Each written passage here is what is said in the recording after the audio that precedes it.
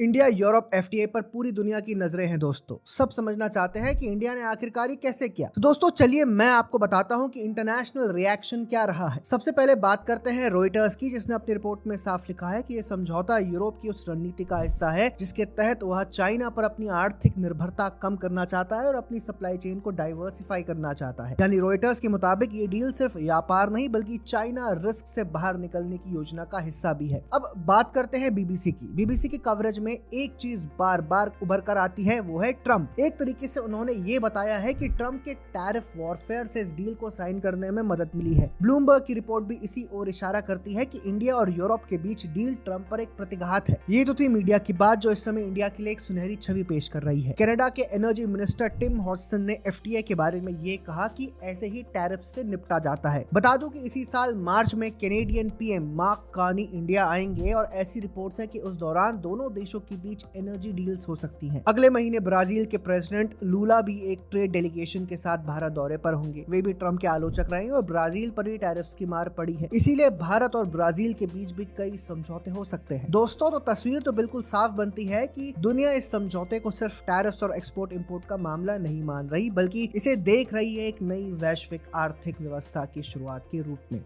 जहां भारत अब दर्शक नहीं बल्कि निर्णय लेने वाली ताकत बनता जा रहा है।